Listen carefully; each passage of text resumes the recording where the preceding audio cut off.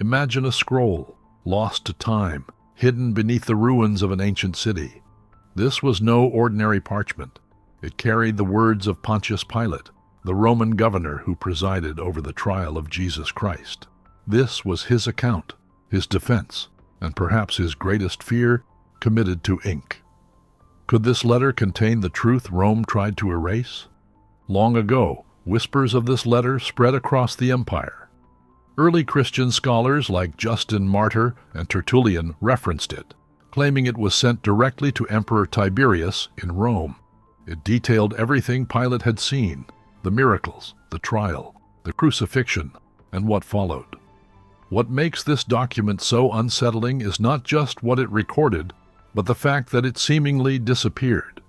During a period when Rome meticulously documented everything, this report vanished, leaving only sporadic references in ancient texts. Pilate was no fool. As a Roman official, his duty was to maintain order in Judea, a province on the edge of rebellion. His rule was fraught with tension, his every decision scrutinized by both the local Jewish leaders and the watchful eyes of Rome. Jesus of Nazareth was not just another man accused of breaking religious law. He was something different. Pilate saw that from the moment he laid eyes on him. There were rumors about Jesus long before he stood in the Roman praetorium. There were stories of miraculous healings, the blind seeing, and the lame walking. Whispers spoke of a man who commanded storms to be still, who multiplied food for thousands with a mere prayer. These were not the actions of a mere preacher. The result was a force unlike anything Rome had ever encountered. Pilate expected the usual display of defiance or desperation when he finally brought Jesus before him. Yet what stood before him was neither defiant nor desperate. Jesus did not tremble, did not plead, and did not attempt to charm or manipulate. Instead, he remained calm, as if already knowing the outcome. Pilate felt uneasy.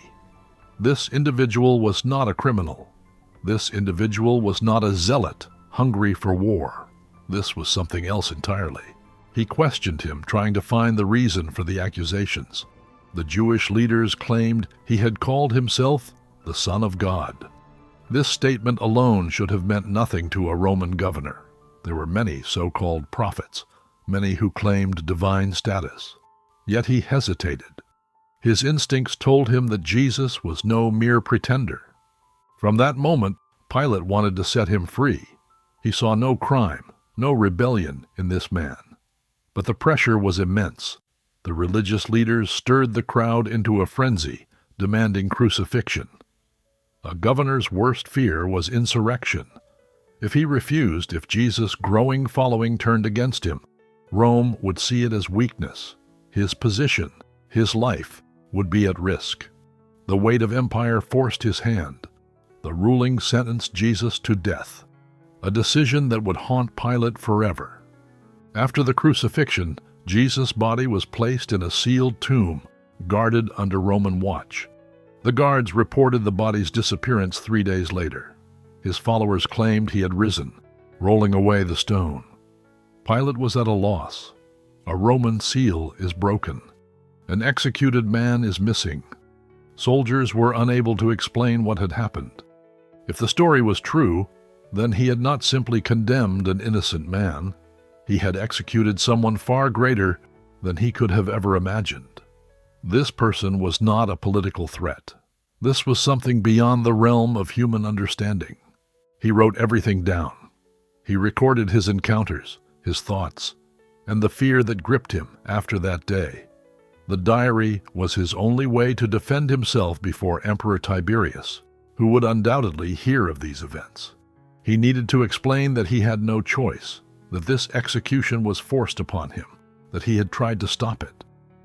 Rome received the letter. What happened after remains a mystery.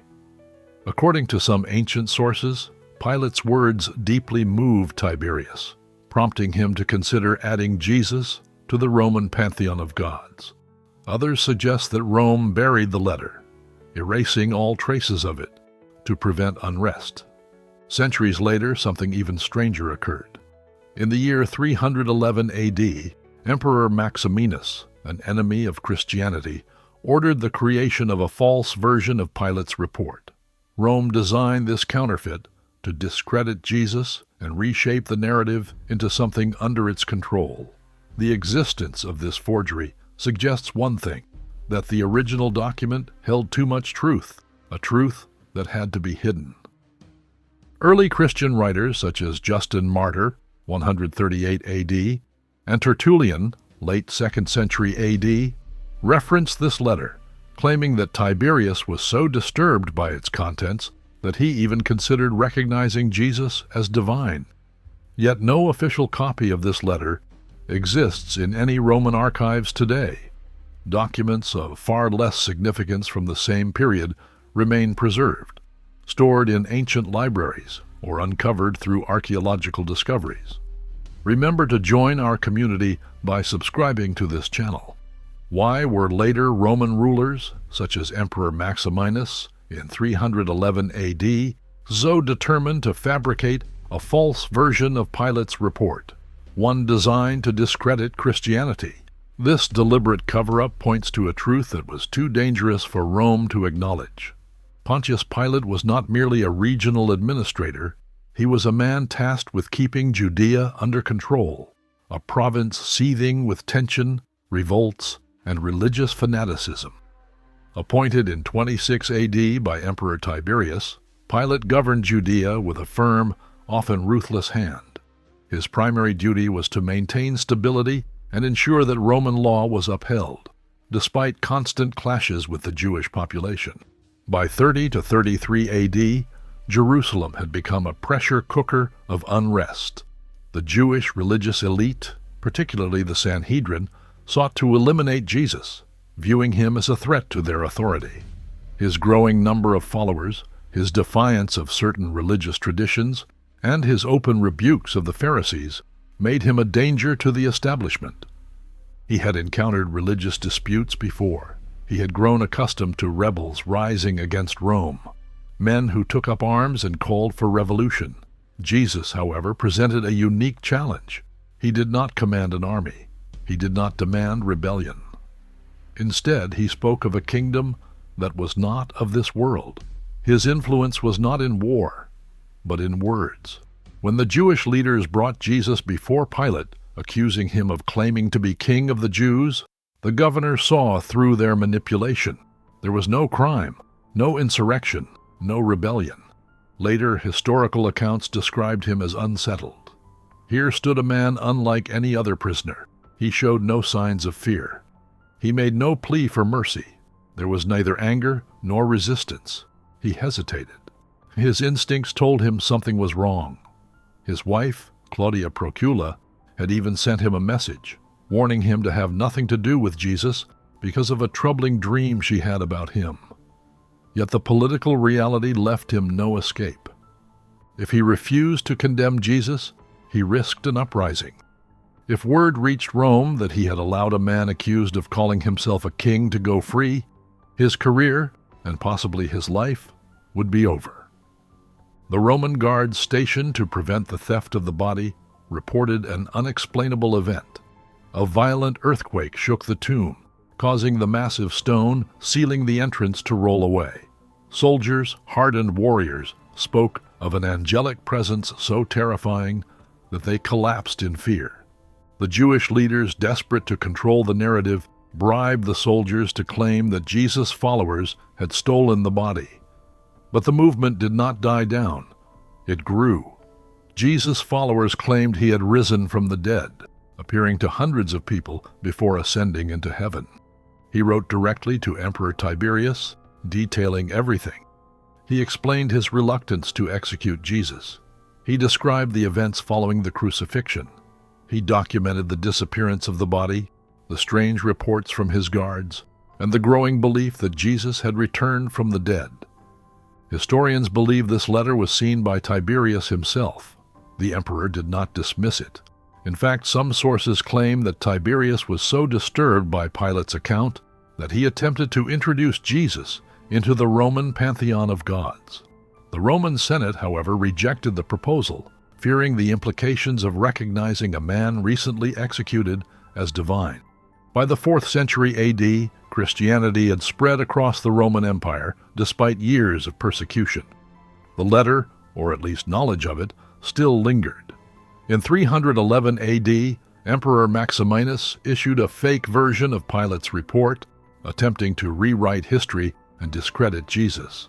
The fact that Rome felt the need to forge a counterfeit version suggests one chilling truth. The original letter contained something too powerful to be made public. Not long after Jesus' crucifixion, Pilate faced another crisis, a violent conflict with the Samaritans.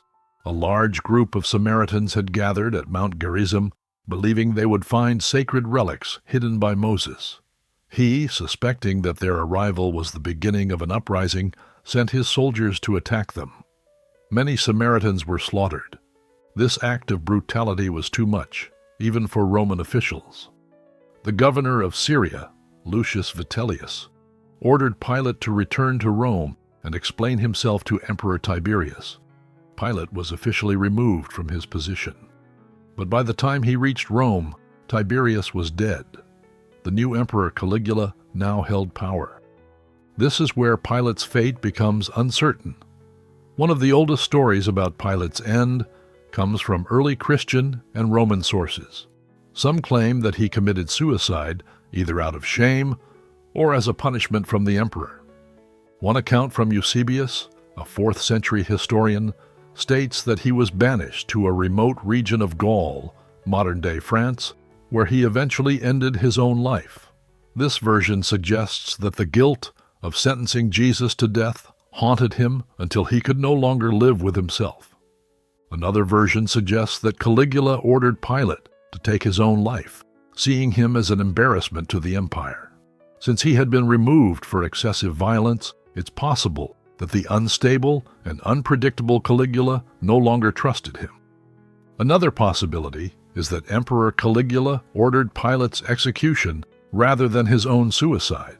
He was known for being cruel and unpredictable. He had many high-ranking Roman officials executed simply because he saw them as disloyal or weak. Some believe that Pilate's failure in Judea, combined with his removal from power, was enough for Caligula to order his execution. However, there is no solid historical evidence to confirm this theory. Unlike some Roman governors whose deaths were well documented, he seems to have simply disappeared from the records after being recalled to Rome. Are you enjoying the story? Support our channel by clicking the subscribe button. Some traditions say that Pilate was exiled to Gaul, where he lived out his final days in obscurity. This version aligns with the idea that Rome wanted to remove him without making a spectacle of his punishment. One legend says that he lived near Vienne, in modern France, where a mountain still bears the name Pilate's Mountain. Some believe he died peacefully, while others say his life ended in despair, haunted by the decision that changed history. One of the most surprising theories suggests that he repented and became a follower of Jesus. In some Christian traditions, particularly in the Ethiopian Orthodox Church, Pilate and his wife Claudia Procula are seen as saints. They believe that he regretted his role in Jesus' death and sought forgiveness, ultimately converting to Christianity. There is some biblical support for this idea. The Gospel of Matthew 27:19 states that Pilate's wife had a troubling dream about Jesus and warned her husband not to harm him. Some later Christian writings suggest that she became a believer and that he followed her example. If this version were true, it would mean that the man who sentenced Jesus to death later embraced his teachings. However, there is no strong historical evidence to support this, and it remains more of a spiritual legend than a documented fact. In addition to these theories, some legends and folklore paint Pilate as a restless soul doomed to wander the earth for eternity. Stories from Switzerland and France tell of his ghost haunting remote mountains as punishment for his role in Jesus' death. In some tales, his spirit cannot find peace and roams endlessly, seeking redemption. These stories likely emerged as a way for early Christians to explain what happened to one of the most infamous figures in religious history. Unlike other Roman officials, there is no definitive historical record of his death. His name disappears from documents after he was recalled to Rome, leaving room for speculation, myths, and different traditions to develop. For a long time, some scholars debated whether Pontius Pilate was a real person or just a character in religious texts. There were no official Roman documents mentioning him, and some historians questioned if he had been exaggerated by later writings. A stunning discovery in Israel in 1961 changed all that. Archaeologists digging at Caesarea Maritima, an ancient Roman city along the Mediterranean coast, unearthed a large limestone block with an inscription bearing Pilate's name. The text, carved into the stone, reads, "Pontius Pilate, prefect of Judea, dedicated this temple to the divine Augustus." This discovery proved once and for all that he was not just a biblical figure. He was a real Roman governor who ruled Judea in the 1st century AD. The stone likely came from a government building or temple that Pilate had constructed in honor of Emperor Tiberius. Over time, it was repurposed for another structure, which is why it was only found centuries later. The Pilate stone remains one of the most important artifacts ever found related to Jesus' trial. It confirms that he was a historical figure ruling Judea exactly when the Gospels say he did. In the heart of Jerusalem, near the Temple Mount, once stood a massive military structure known as the Antonia Fortress. Herod the Great built this fortress, named after Mark Antony, which served as a Roman military headquarters in Judea. Some historians believe it was the location where Jesus was judged by Pontius Pilate before being sent to his crucifixion. Roman soldiers heavily guarded the Antonia Fortress, using it as a strategic outpost to maintain control over Jerusalem. Given its proximity to the temple, it was an ideal place for him to conduct official business, including dealing with prisoners accused of crimes against Rome. Some traditions assert the preservation of the actual basin Pilate used. While no archaeological proof confirms this, various churches and religious sites claim to have the famous basin where Pilate washed his hands. One such artifact is housed in a monastery in Spain, where it is venerated as a relic from Jesus' trial. Though historians may never be able to prove if this basin is truly the one from that fateful day, its symbolic power remains undeniable. Whether real or not, it represents Pilate's internal conflict, the struggle between what he believed to be right and what political pressure forced him to do. The Pilate stone, the Antonia Fortress, and the Pilate basin are just a few of the historical and legendary elements tied to Pontius Pilate. These places and objects keep his story alive, reminding the world of a man who stood at a crossroads in history. Pilate was a man of authority, duty, and obligation. As a governor of Judea, his responsibility was to uphold Roman law and maintain order in a province that was constantly on the brink of rebellion. He was no stranger to conflict, and he ruled with an iron fist when necessary. Yet when faced with the trial of Jesus, something changed. Unlike the countless criminals and revolutionaries he had condemned before, Jesus stood apart. His presence, his words, and his silence before his accusers unnerved Pilate. He knew that Jesus was innocent. He knew that executing him was not an act of justice, but of political convenience. However, the voices of the powerful religious leaders, the cries of the crowd, and the looming threat of unrest left him with an impossible decision. He chose self-preservation over righteousness. In that moment, he prioritized his career, his safety, and his standing with Rome. But even as he washed his hands of responsibility, the weight of his decision would never truly leave him. After his recall to Rome, he vanished from the historical record, leaving his final fate uncertain. Some say he took his own life in shame. Others assert that the emperor executed him. Some traditions even suggest that he repented, seeking redemption for his role in Jesus' death. If you're enjoying this story, consider clicking Super Thanks. Your support allows us to bring you more incredible stories like this, uncovering lost truths, forgotten legends, and the mysteries that shaped our world. However, it is evident that his decision remains enduring. His name continues to be spoken in churches, remembered in history books, and studied by scholars. His actions became a symbol of indecision, political compromise, and the cost of yielding to pressure. His story carries a lesson that resonates beyond religion or history. It is a reminder of the power of choice, how decisions made in moments of pressure can shape destinies. It speaks to the reality that standing for what is right often comes with consequences, and that sometimes silence or neutrality is just as impactful as action. Throughout time, countless leaders, rulers, and individuals have faced similar crossroads, where personal gain clashed with moral integrity.